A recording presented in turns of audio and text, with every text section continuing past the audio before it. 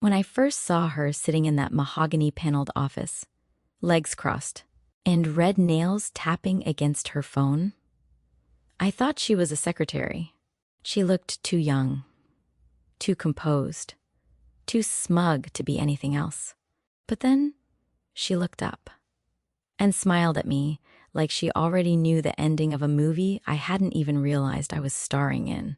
Her name was Clara, and apparently she was the woman my husband had been mentoring. That was the word she used when she introduced herself. Mentoring. I remember how the lawyer, Mr. Franklin, coughed discreetly into his papers, as if even he couldn't stomach the euphemism. I sat down in the leather chair beside my daughter, Anna. My hands were trembling, though I wasn't sure whether from grief or rage. My husband, James, had been gone only 3 weeks. 35 years of marriage. 3 weeks of silence. And now, this. The room smelled like expensive coffee and betrayal. Mr. Franklin cleared his throat. Mrs. Bennet, Miss Bennet, and Miss Clara Hayes, thank you all for coming. We're here to finalize the reading of Mr. Bennet's last will and testament. I noticed how he avoided eye contact with me. That's when I realized he already knew about her. Clara smiled again, brushing her hair behind her ear, and I caught the glint of a diamond bracelet I didn't recognize. One I'd probably paid for. I wanted to scream. I wanted to ask her how long she'd been in my husband's life, how long she'd been living in the shadows of mine. But instead, I folded my hands and stared at the mahogany table, because I wasn't going to give her the satisfaction of seeing me fall apart. Mr. Bennet left specific instructions, said Mr. Franklin. This will was updated 6 months ago. 6 months. 6 months before his heart attack. 6 months during which he had told me he was working late. 6 months before I found his cologne on a blouse that wasn't mine. And I had convinced myself I was imagining things. My daughter squeezed my hand under the table. She was 28, old enough to understand what was happening, but young enough to still believe her father could do no wrong. Her eyes darted between me and Clara, searching for something that made sense. The lawyer opened a folder and began to read. James Edward Bennet, being of sound mind, declare this to be my final will and testament. The words blurred together after that. Legal jargon, allocations, percentages. My husband's voice echoed in my mind instead. His promises, his apologies, his endless assurances that there was no one else. Until Mr. Franklin's tone shifted. To my wife, Margaret Bennet, I leave the marital home, its contents, and a trust fund to ensure her financial stability. I exhaled slowly. That was what I expected. After all, we'd built that house together. Then came the twist. And to Miss Clara Hayes, I bequeathed the sum of $250,000 and the contents of the safety deposit box at Hamilton Bank. The room fell silent. Even the air stopped moving. My daughter's head whipped toward me. My ears rang so loud I couldn't hear the rest. All I saw was Clara's smile widen. Not the nervous kind of smile people wear at funerals, but the triumphant kind. The smile of a woman who thinks she's won. I gripped the edge of the chair so hard my nails left marks in the leather. When Mr. Franklin finally finished, he looked at me like a doctor delivering bad news. Mrs. Bennet, your husband made these arrangements personally. Everything was verified and notarized. I nodded. Slowly, mechanically. Clara stood, smoothed her skirt, and said in that syrupy, faux polite tone, I just want to say, Margaret, I'm sorry for your loss. James was such an incredible man. He always said, you were strong. That you'd be fine. Strong. The word felt like a knife Because that's what people say when they want to justify hurting you. I didn't respond. Not a single word. I simply gathered my purse, placed my hand on my daughter's arm, and walked out. The sunlight outside was blinding. That night, I sat in the kitchen with a glass of wine I couldn't taste. The house felt too big, too clean. Every photo of him seemed to stare back at me with some secret I hadn't been meant to discover. Anna sat across from me, furious. Mom, we can fight this. We can challenge the will. He can't just... Yes, he can, I said. Quietly. He did. She slammed her hand on the table. That woman doesn't deserve a cent. She ruined our family. She didn't ruin it, I whispered. He did. Anna didn't understand. Not yet. But I did. Because I'd been playing the loyal wife for so long, I hadn't noticed when the script changed. I thought about the safety deposit box. What could possibly be inside? Jewelry? Letters? Secrets? The next morning, I drove to Hamilton Bank. The clerk, a polite young man, looked up the record. Yes, Mrs. Bennett. Mr. Bennett's box is listed under both his and Miss Hayes' names. Of course it was. I asked if I could view it, but he shook his head. I'm sorry, ma'am. Only the authorized parties may access the box. I left, shaking. The humiliation was suffocating. My husband hadn't just betrayed me emotionally. He'd done it on paper, in ink, with witnesses. That night, I went through his study, desperate for anything. Letters, receipts, clues, and then I found it. A small notebook tucked inside the bottom drawer, under tax returns. It was labeled simply personal. Inside were notes written in his handwriting. Messy, scattered, confused. One line stopped me cold. Clara doesn't know the whole truth. She thinks this is for her, but it's not. She'll find out. When the lawyer reads the last line, my heart started pounding. I'd stormed out before hearing the final page. The next morning, I called Mr. Franklin's office. I need a copy of my husband's full will. Every page. Including the ending, he hesitated, then agreed to meet. When I arrived, he handed me a sealed envelope. I was expecting this call. He said quietly, Mr. Bennett asked me to give you this after the reading, but only when you were ready. The envelope was thick. My name written in his familiar cursive. I opened it with trembling fingers. Inside were two things, a letter and a separate sheet marked addendum, confidential instruction. The letter began, Margaret, if you're reading this, it means I've failed at the one thing I promised I'd always do, protect you from pain.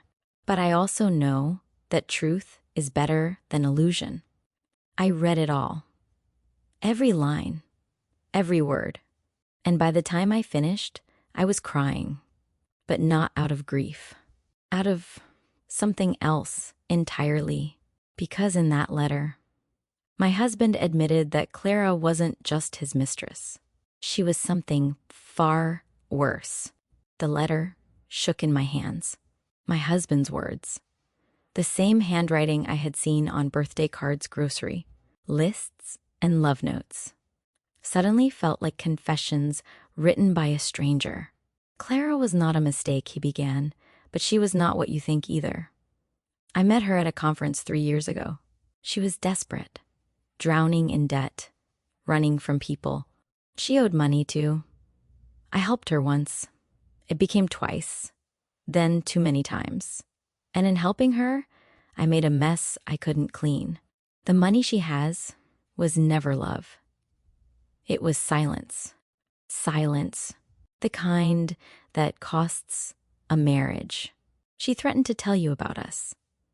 She said she'd ruin your name, embarrass Anna, destroy everything I'd built. I didn't love her, Margaret. I pitied her. But I couldn't untangle myself without making it worse. I left her that money to keep her quiet after I'm gone. But you'll find what's truly hers in the safety deposit box. What's in that box belongs to you, not her. And it will explain everything. I read those lines again and again until the words blurred into tears. My husband had left me the truth, hidden behind his own lies. The next morning, I went back to Hamilton Bank. This time, I wasn't polite. I told the clerk I was Mrs. Bennet, the legal spouse of the deceased, and I wanted to know when Miss Hayes was scheduled to access the box. He checked. She has an appointment at 11:00 tomorrow. Ma'am. Perfect, I said. Book me right after her. I didn't sleep that night. My mind was on fire with betrayal, anger, and something I hadn't felt in weeks: purpose. When I arrived the next morning, Clara was already there. A red dress, heels too high for a bank lobby, and that same smug smile. "Oh," she said, pretending surprise. "Margaret, I didn't expect to see you here." "Of course you didn't," I said, my voice calm. "You've never expected me to show up where I belong." She smirked. "Still bitter, I see. Don't worry, I won't be long. I just need to pick up what James left for me." The manager escorted her into the viewing room. Through the glass, I saw her lean over the open box, eyes gleaming as she pulled out a small envelope and a black flash drive. 10 minutes later, she walked out, clutching both items like trophies. I waited another 5 before they called my name. The clerk led me to the same private room. "We're required to let you view the box contents since your name appears in the legal documentation, Mrs. Bennet," he said, sliding the box onto the table. Inside was another envelope, identical to the one she'd taken, but with my name written across it. I opened it. Inside was a letter and a thin manila folder. My husband's words again. "Margaret, if Clara ever opens her envelope first, she will think she's inherited $500,000. The flash drive holds documents proving otherwise. Bank statements, transaction records, messages. It exposes everything she did. She embezzled company funds under my name, forged my signature on investments, and blackmailed me for 3 years. The authorities will take it from here. The lawyer knows what to do." At the bottom, a final sentence, in his shaky handwriting: "I cannot stop loving you, even while failing you. This is my last act of honesty." I pressed the paper to my chest and sobbed silently. It wasn't love that had destroyed us. It was fear. His fear of losing everything, and mine of questioning him. I left the bank without speaking to Clara, but she saw me on the steps. "So, what did you get?" she said, grinning.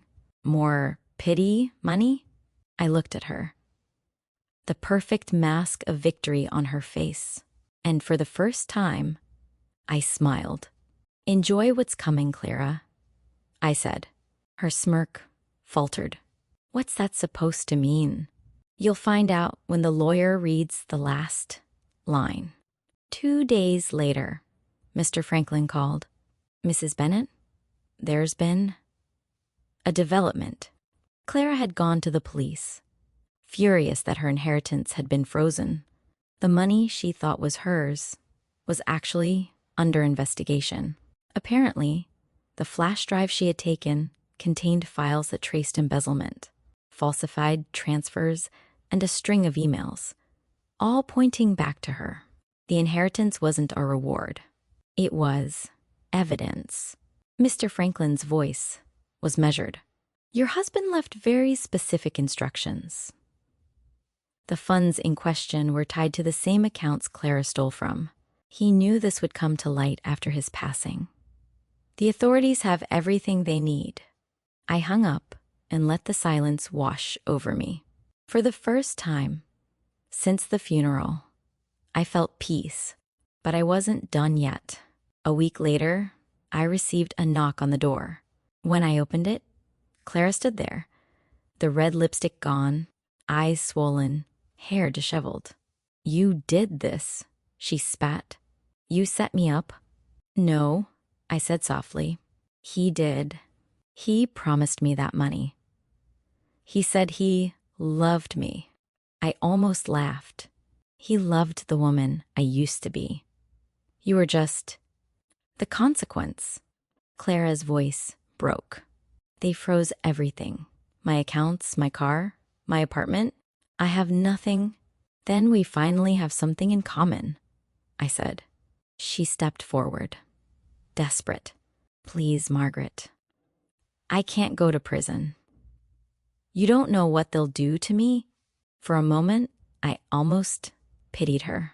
Almost. But then I remembered every night I had waited for a husband who was never coming home. Every lie I had swallowed just to keep the family together. Every tear I had hidden so my daughter wouldn't see me breaking. And I realized mercy was something I no longer owed her. "You should have thought about that before you walked into my life," I said quietly. "Now walk out." Her eyes burned with hatred. "You're going to regret this, old woman." I closed the door before she could finish.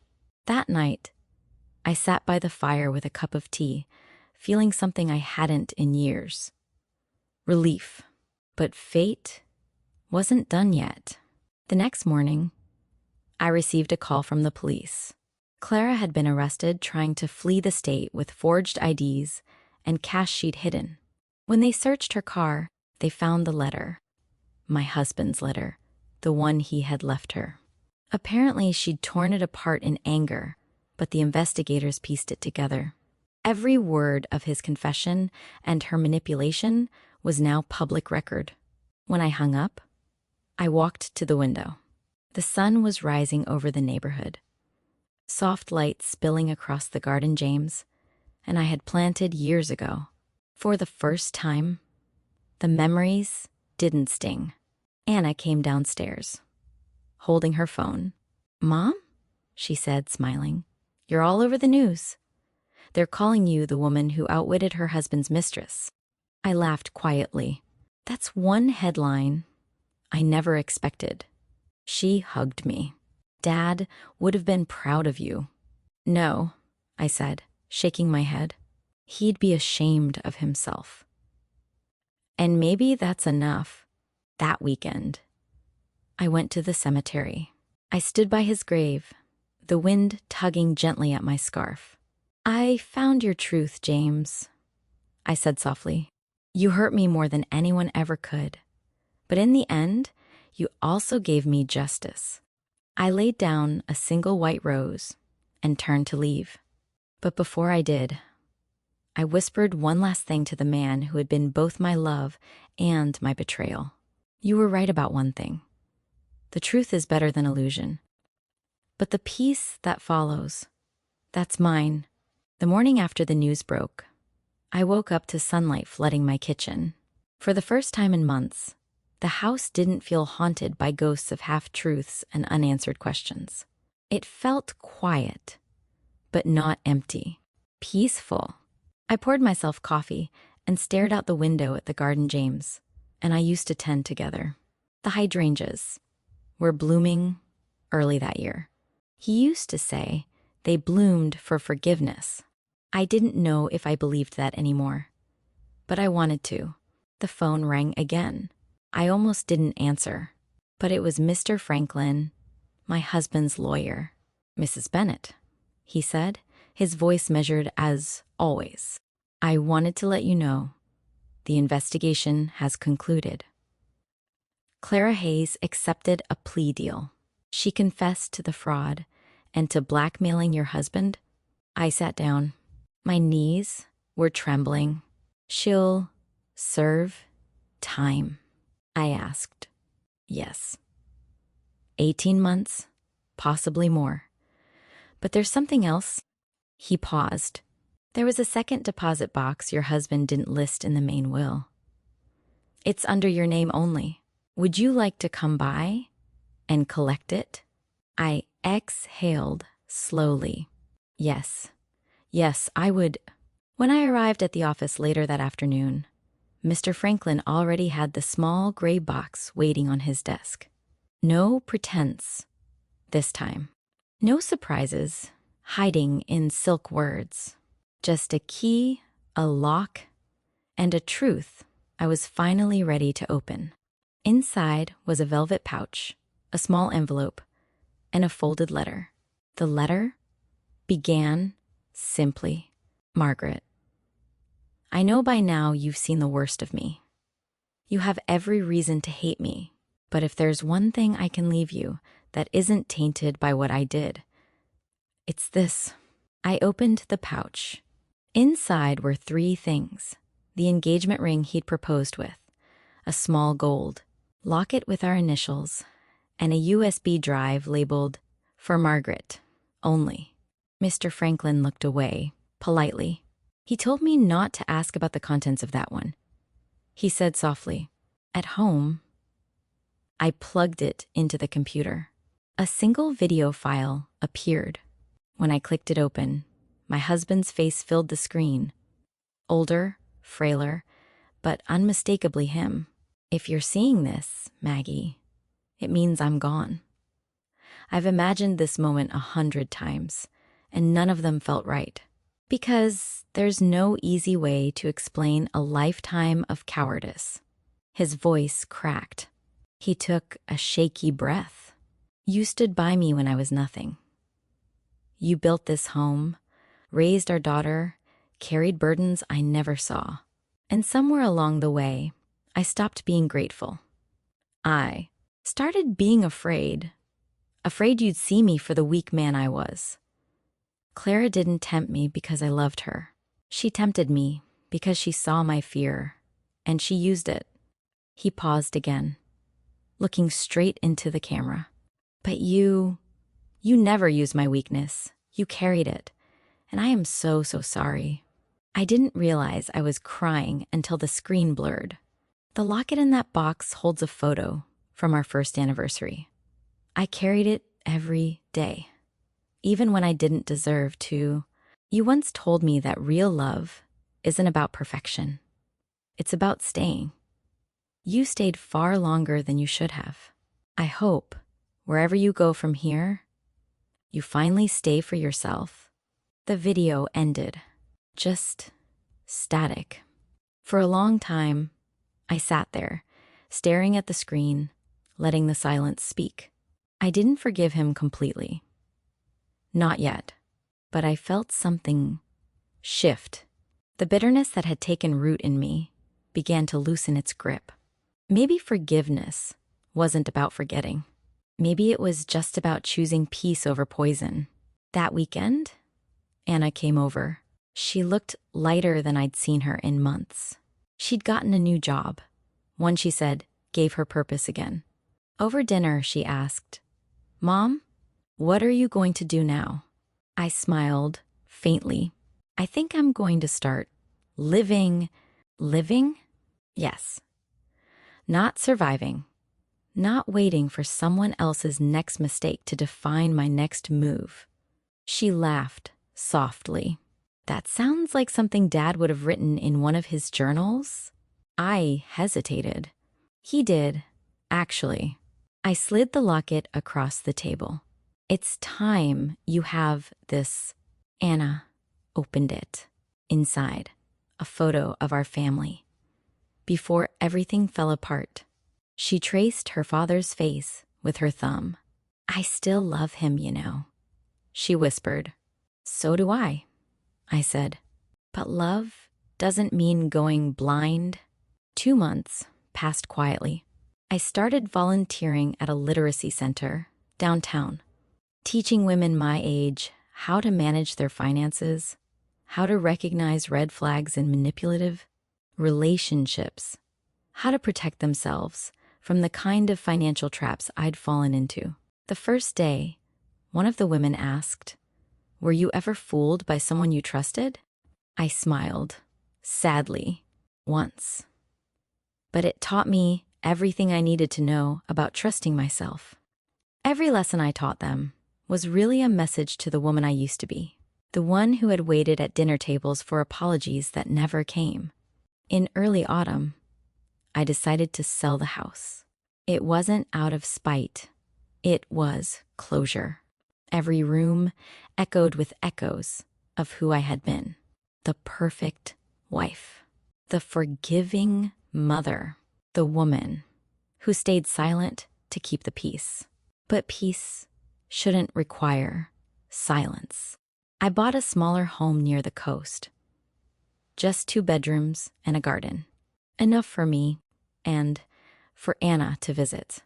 The day I moved in, the realtor handed me the keys and said, "It's a lovely place to start over."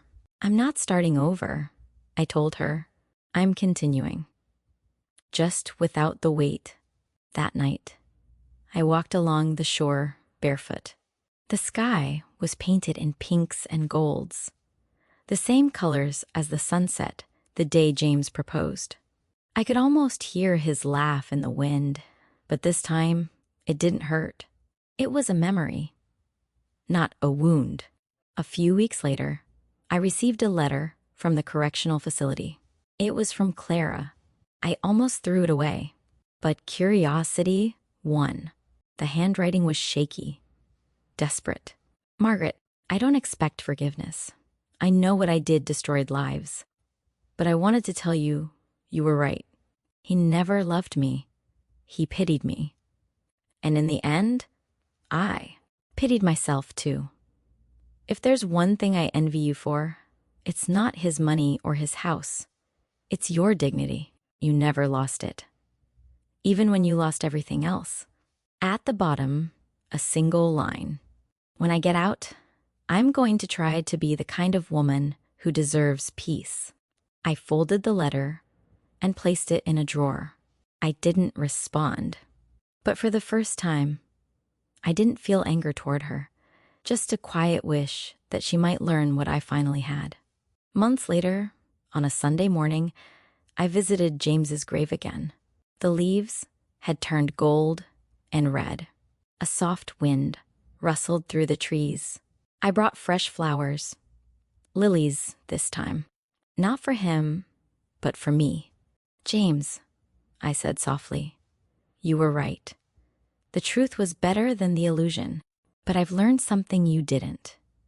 That the truth alone isn't enough. You have to live it." I smiled faintly. "I'm living it now." As I turned to leave, a small bird landed on the headstone.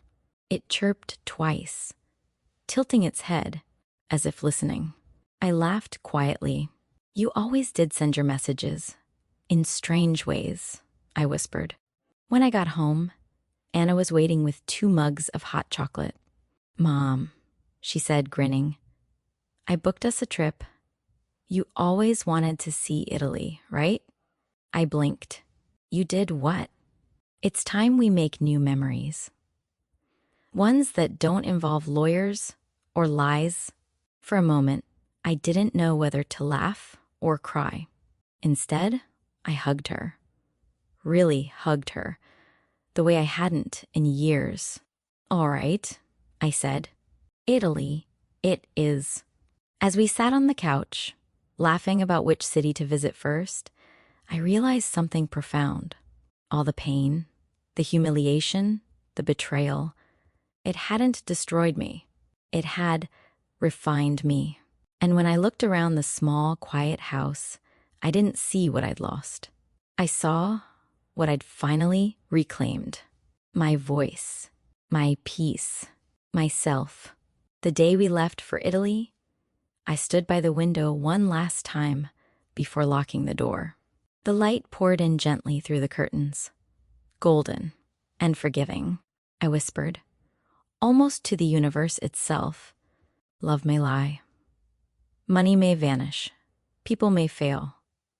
But dignity is the only inheritance worth keeping.